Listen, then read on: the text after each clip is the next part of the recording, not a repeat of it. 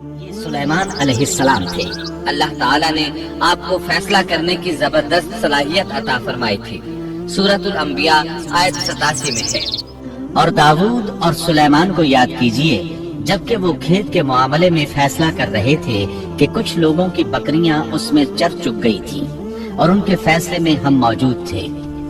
ہوا یہ کہ دو آدمی ہمسائے تھے، ان میں جھگڑا ہو گیا۔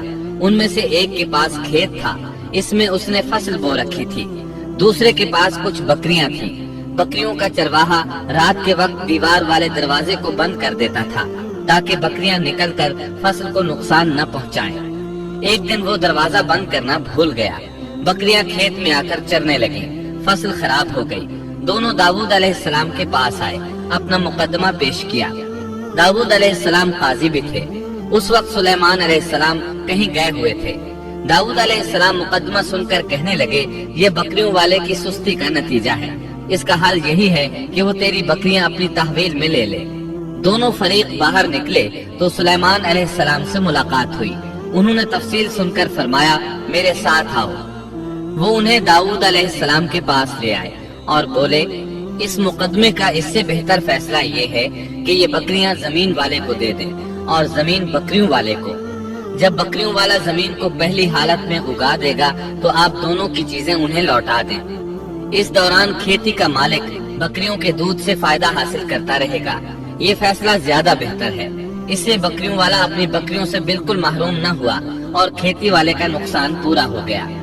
یہ فیصلہ آپ کو اللہ تعالیٰ نے سمجھایا تھا۔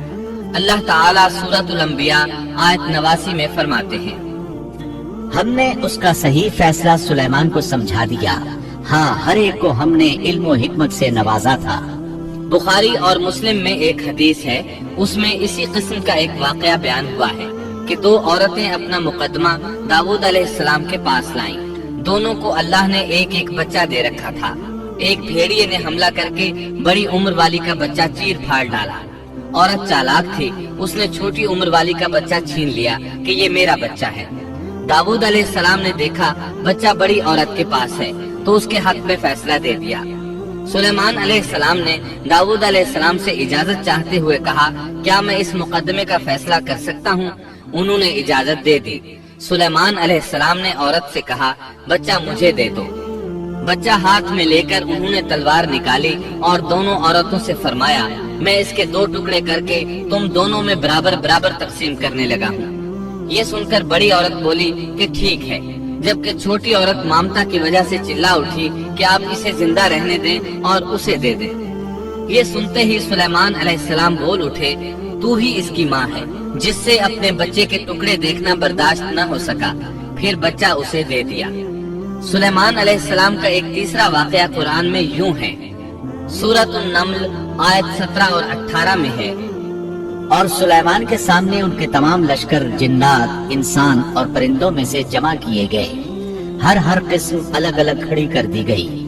جب وہ چیونٹیوں کے میدان میں پہنچے تو ایک چیونٹی نے کہا، اے چیونٹیوں، اپنے اپنے گھروں میں گھس جاؤ، ایسا نہ ہو کہ بے خبری میں سلیمان اور ان کا لشکر تمہیں رونق ڈالے۔ ان تمام لشکروں کو اکٹھا کیا گیا تھا۔ اللہ تعالیٰ نے چیونٹی کی یہ بات سلیمان علیہ السلام کو سنوا دی۔